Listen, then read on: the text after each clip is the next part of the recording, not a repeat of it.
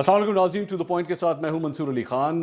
ناظرین، میرے پروگرام کے اندر کم از کم پچھلے 2.25 سال سے جب سے عمران خان صاحب کی حکومت آئی ہے، یہ کہنا غلط نہ ہوگا کہ میں نے ان کے اوپر کھل کے تنقید کی ہے، اور سب سے بڑی بات میرے خیال میں کسی سیاستدان کے لیے یہ ہوتی ہے کہ جس پہ آپ تنقید کر رہے ہوں آپ اسی کو انٹرویو دینے کے لیے راضی ہو جائیں۔ میں بہت مشکور ہوں کہ آج وزیر اعظم پاکستان عمران خان صاحب ہمارے پروگرام میں شریک ہیں۔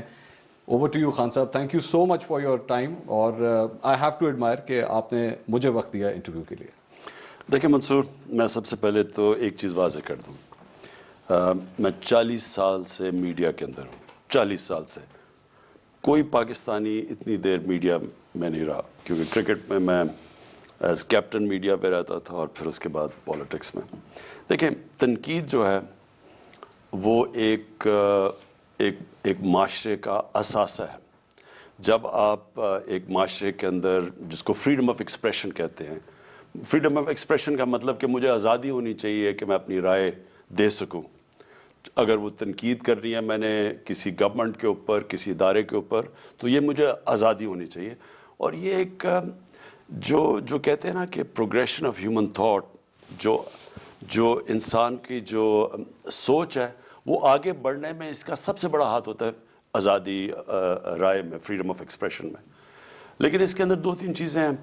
ایک کہ وہ لوگ جو تنقید کرتے ہیں، جو کہ پیسے لے کے تنقید کرتے ہیں، جو بدنیتی سے تنقید کرتے ہیں، یہ بالکل ایک مختلف قسم کے لوگ ہوتے ہیں جو ایکسپوز ہو جاتے ہیں۔ جو ایک ایسے صحافی ہوتے ہیں جن میں اتنی ایبلٹی نہیں ہوتی کہ صحیح معنی کے اندر تجزیہ کر سکیں، تو وہ جب کوئی اچھا کرتا ہے تو وہ اچھائی کرتے ہیں، جب وہ برا کرتا ہے تو برا کرتے ہیں۔ ان کے اندر وہ ایبلٹی نہیں ہوتی کہ ہر سچویشن کو، ہر کرائسس کو، ہر پرسنالٹی کی صحیح معنی میں تجزیہ لیں۔ میں اب کرکٹ کی آپ کو بتاؤں، کیونکہ کرکٹ میں بھی مجھے بڑی تنقید بھی ہوئی، تعریف بھی ہوئی۔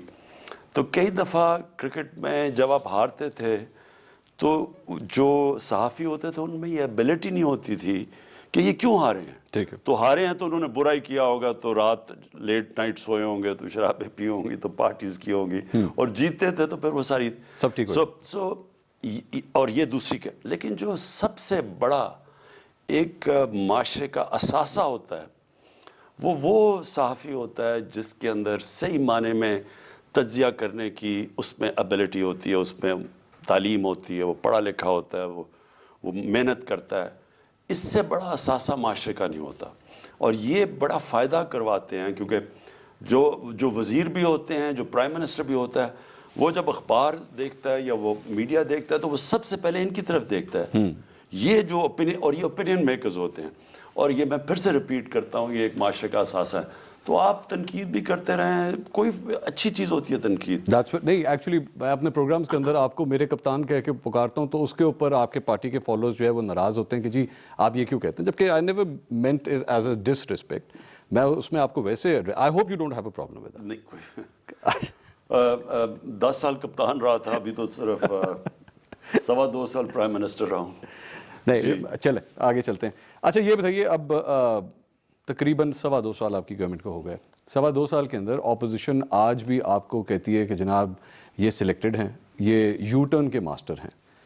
برا لگتا ہے جب یہ اس قسم کے القابات آپ کو دیے جاتے ہیں؟ دیکھیں، یو ٹرن تو جس نے بھی کوئی زندگی میں مقابلہ کیا ہو وہ سمجھتا ہے کہ یو ٹرن ہوتی کیا ہے، یو ٹرن کس کو کہتے ہیں۔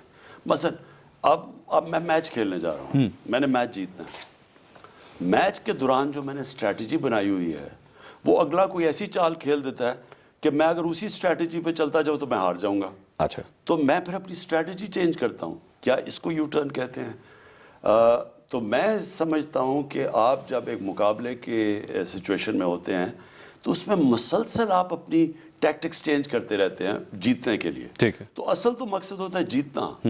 یا مثلا اگر میرا پاکستان کا مقصد کیا ہے، جو میں کیوں میرا نظریہ کیا ہے، فلاحی ریاست۔ اچھا، تو جو فلاحی ریاست بنانے کے لیے اگر میں ادھر جا رہا ہوں تو میں سارا وقت دیکھوں گا کہ اپنی اسٹریٹجیز چلاؤں گا، پھر اگر وہ ایک فیل ہوتی ہے تو پھر میں دوسری کروں گا، پھر تیسری کروں گا، لیکن مقصد ہوگا کہ آخر میں پاکستان ایک فلاحی ریاست بننا ہے۔ ٹھیک ہے، تو وہ تو کسی کو تجربہ نہ ہو تو وہ اس طرح کی باتیں کرتے ہیں۔ جب سمجھتے نہیں ہیں. آپ لیکن میں دوسری بات آپ کو کر دوں, جدھر تک سلیکٹڈ ہے اس کے اوپر مجھے حیرت ہوتی ہے اور میں اس کی وجہ بتاتا ہوں.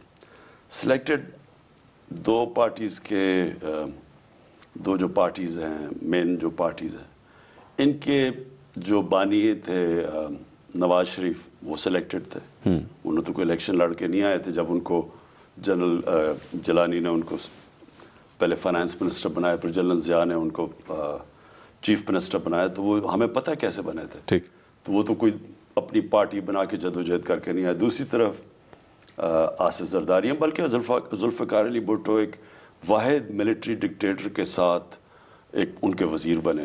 پہلے پتہ نہیں 6-7 سال ان کے وزیر تھے, اور ان کے بعد ان کے بچے ہیں. تو یہ جو اگر مریم نواز کو لے لیں, تو اگر یہ باپ کی بیٹی نہ ہو تو یہ تو ان کو تو پوزیشن نہ ملی ہو. وہی ہے بلاول بھٹو, اگر وہ ایک کاغذ نہ دکھاتے تو یہ نہ بنتے. تو یہ تو جمہوریت کی ساری اسپرٹ کے خلاف ہے. اچھا, ایک اس سے کمپیئر کریں جس آدمی نے پہلی واحد آدمی ہے, ایک ذوالفقار علی بھٹو کے بعد واحد آدمی. ذوالفقار علی بھٹو بھی پہلے پالیٹکس میں رہ چکے تھے 8 سال, پھر انہوں نے پارٹی بنائی تھی. اور تب جب کہ ایوب خان نے ساری پالیٹکس پہ بین کیا ہوا تھا, تو ایک پولیٹیکل ویکیوم میں انہوں نے پارٹی بنائی تھی.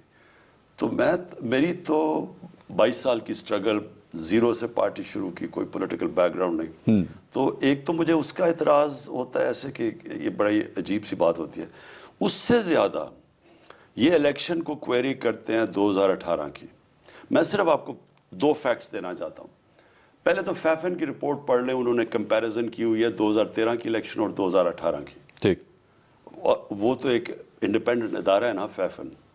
آپ جب کمپیئر کریں گے تو وہ خود کہتے ہیں کہ 2018 کا الیکشن 2013 کے الیکشن سے بہت بہتر کنڈکٹ کیا گیا. اچھا. اس کے اندر 2 اور فگرز دیکھ لیں.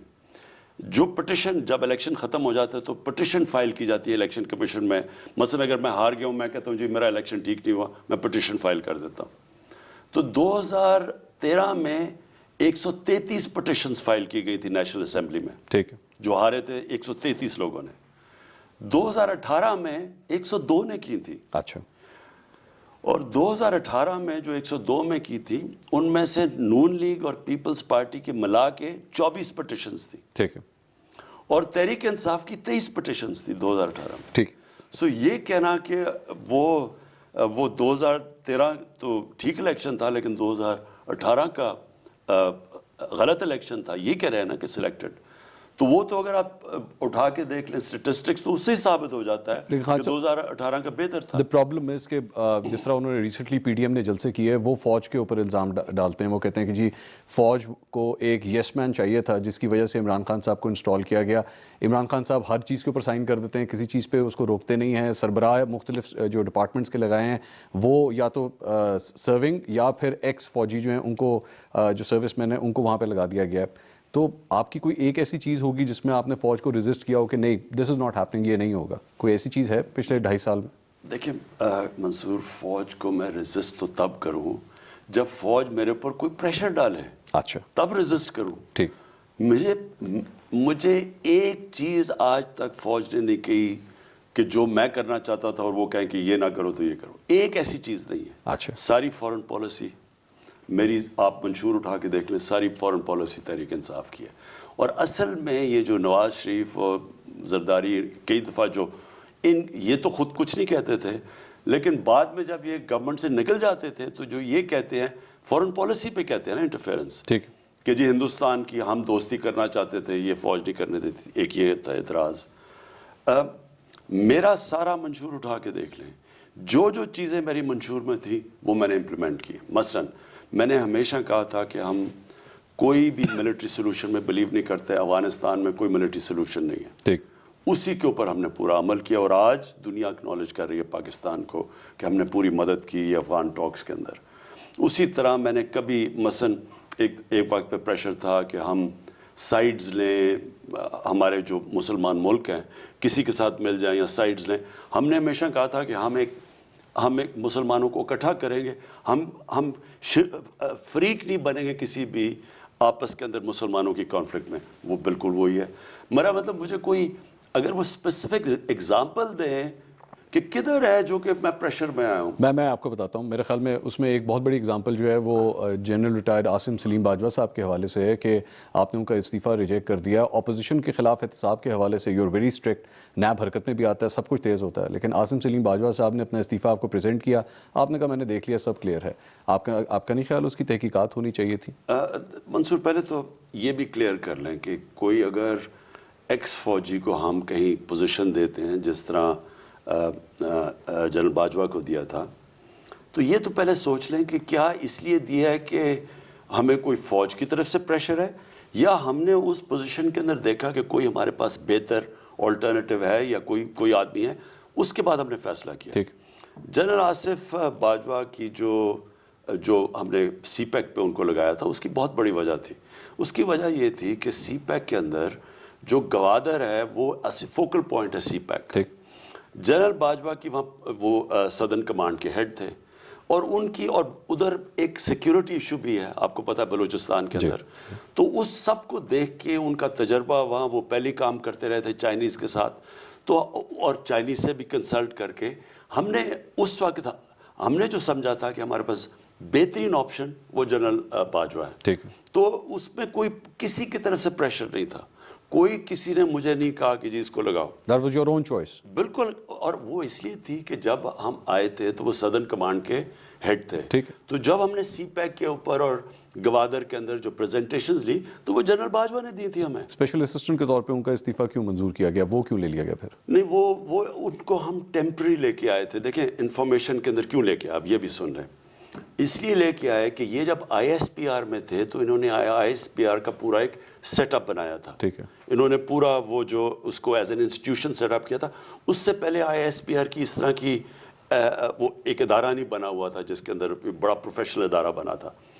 ہم انفارمیشن منسٹری کو ریویمپ کرنا چاہتے تھے. ہم یہ چاہتے تھے کہ اس کے اندر بڑا ایک لوگوں کو بھرتی کیا گیا, وہ بلوٹڈ سی ہے, وہ پرفارم کرتی نہیں ہے. اس کے اندر جو میڈیا کے پرسنالٹیز, جو میڈیا سمجھتے ہیں جس طرح کے لوگ آنے چاہیے, وہ تھے نہیں. اور بڑا ایک انویلڈی سا ادارہ ہے. بلکہ وہ صرف انفارمیشن منسٹری نہیں, ہمارے اتنے اور ادارے انویلڈی. اور انفارمیشن منسٹری میں پی ٹی وی میں جو لوگ بھرتی کیے ہوئے انہوں نے, وہ پورا, یعنی آپ کی چینل چلتی ہیں, تھوڑے سے لوگ ہوتے ہیں اس میں 100-150, وہاں پہ ہزاروں لوگ بھرتی کیے ہوئے ہیں, پینشنز ان کی اتنی. تو ہم ان کو اس لیے لے کے آئے تھے کہ ان کا تجربہ تھا, تو ہم یہ چاہتے تھے کہ ایک ریفارم کا ہمارے پاس ایک روڈ میپ بن جائے ان کے لیے. آپ بینگ اے پرائم منسٹر, کیونکہ آپ نے کہا میری رسپانسبلٹی ہے, آپ یہ کہہ سکتے ہیں کیمرے کے اوپر کہ آپ کے خیال میں is absolutely neat and clean, آپ کو کوئی پرابلم نہیں, کوئی ایشو نہیں نظر آ رہا؟ نہیں, میں یہ نہیں کہہ سکتا کیونکہ یہ تو میرا کام ہی نہیں کہنے کا, لیکن جو ان کے اوپر الزامات لگے تھے انہوں نے اس کی بڑی تفصیلی جواب دیا. ٹھیک ہے. اور پھر جو ہمارے لا منسٹر تھے, میں نے ان سے بیٹھ کے دیکھا کہ یہ جو انہوں نے آنسر کیے ہوئے ہیں, کیونکہ وہ تو صرف ایک الزام تھے نا, اگر کسی کو کچھ ہے تو وہ نیب میں درج کروا دیں. اچھا. دیکھیں نیب میں آپ جا کے رکھوا سکتے ہیں کہ جی یہ ان کے پرابلم, یہ ان کی چیزیں نکلی ہیں, یہ آپ انویسٹیگیٹ کریں. ٹھیک ہے. تو وہ کر سکتے ہیں جنہوں نے بھی کیا ہے, لیکن وہ تو صرف اخبار میں الزام آئے تھے یا کسی ٹی وی. ناظرین, وزیر اعظم صاحب ہمارے ساتھ موجود ہیں, اور بھی کئی سوالات ہوں گے ایک چھوٹے سے بریک کے بعد. Please stay with us.